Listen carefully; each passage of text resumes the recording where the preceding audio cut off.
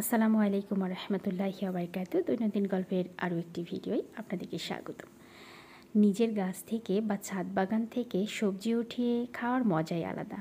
না, আমার কিন্তু ছাদ বাগান নেই, তবে হঠাৎই এই গাছটার জন্ম হয়েছে কোনো একটি কারণে। যাই হোক, ঘটনা সেটা হচ্ছে, দেখতে পাচ্ছেন গাছে 3টি ঝাল ধরেছে।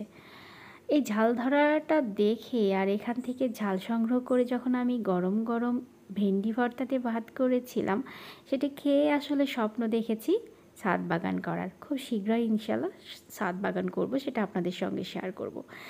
আর এটা যেটা ঘটেছিল, ছাদে খুব একটা আশা হয় না। বেশ অনেক আগে থেকেই কিছু গাছ লাগানো ছিল, আমার পাতাবাহারি গাছ। তাদেরকেও খুব একটা পানি দেওয়া হয় না, যত্ন করা হয় না, কারণ আসলে খুব একটা ছাদেই যাওয়া হয় না। যাই হোক, হঠাৎ একদিন ছাদে গেলাম, আর হঠাৎই দেখলাম গাছগুলো আমাকে ডেকে বলল, কী গো, তুমি কেমন মানুষ? এই ঠনঠনে রোদের মধ্যে আমরা মরে যাচ্ছি, মাটি ফেটে চৌচির হয়ে যাচ্ছে, আমাদের জানগুলো প্রায় যায়।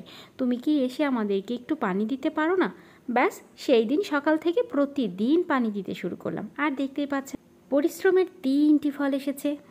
মাশাআল্লাহ, 3টি ঝাল এসেছে, যা দেখে আমি আসলে অনেক খুশি হয়েছিলাম। আমি কিন্তু কল্পনাও করিনি যে গাছে ঝাল আসবে। জাস্ট পানি দিতে হবে, ওরা চেয়েছিল, আর আমি প্রতিদিন পানি দিয়ে যাচ্ছিলাম। চলুন এখন গাছ থেকে ঝাল তোলার সিস্টেমটা শিখিয়ে দিই। শুধু ঝাল না, যে কোনো ফল গাছেই প্রথমে বলতে হবে আসসালামু আলাইকুম রহমতুল্লাহ। গাছ, তোমার কাছ থেকে আমি এই মরিচটা চেয়ে নিচ্ছি, আমি ছিঁড়ে নিচ্ছি, তুমি কষ্ট পেও না, ঠিক আছে? এখান থেকে আমি একটি ঝাল উঠিয়ে নিলাম।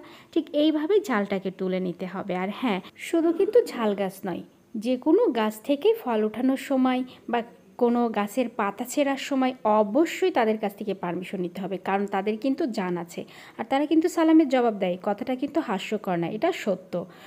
তো চলুন এখন আপনাদেরকে আমি দেখিয়ে দিব কিভাবে ভেন্ডি ভর্তা করতে হবে। ভেন্ডি বা ঢ্যাঁড়স, যে নামে এটাকে ডাকেন না কেন, বইয়ের ভাষা ঢ্যাঁড়স, যাই হোক, দেখতে পাচ্ছেন এগুলাকে ফার্স্টে খুব সুন্দর মতো ধুয়ে নিতে হবে। ধুয়ে নেওয়ার পর এগুলাকে কেটে নিতে হবে। তো একটি কথা মাথায় রাখবেন, অনেকেই ভাত রান্না করার সময় ভর্তা করতে চাইলে সে যে কোনো ভর্তা সবজি ভাতের মধ্যে বসিয়ে দেন। এই ভুলটা করবেন না, এতে করে কিন্তু সবজির যে আসল গুণাগুণ সেটা কিন্তু নষ্ট হয়ে যায়। তো আমরা দুই দিক থেকে আগে এটার যে অংশটা ফেলে দিতে হবে সেটাকে ফেলে দিলাম। এখন যেটা করতে হবে, এটাকে আমরা পাতিলে বসিয়ে দিব, যেই পাতিলে এটাকে সিদ্ধ করতে হবে।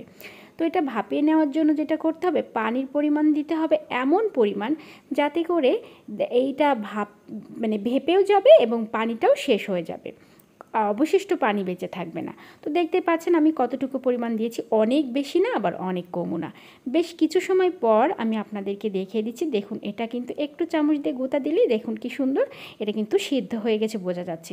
আমি আরেকটু অপেক্ষা করব, এর মধ্যে আরও অল্প কিছু পানি বেঁচে আছে, এই পানিগুলোকে একটু চুষে নেওয়ার জন্য আমি অপেক্ষা করব। আর হ্যাঁ, সেই সময় বলে দিই, যারা আমার চ্যানেলে নতুন এসেছেন তারা অবশ্যই চ্যানেলটিকে সাবস্ক্রাইব করে রাখবেন সব রকমের ভিডিও পাওয়ার জন্য। তো দেখতে পাচ্ছেন আমার ভেন্ডি কিন্তু ভাপিয়ে নেওয়া হয়ে গিয়েছে। এখন আমি এটাকে ভর্তা করে নিব।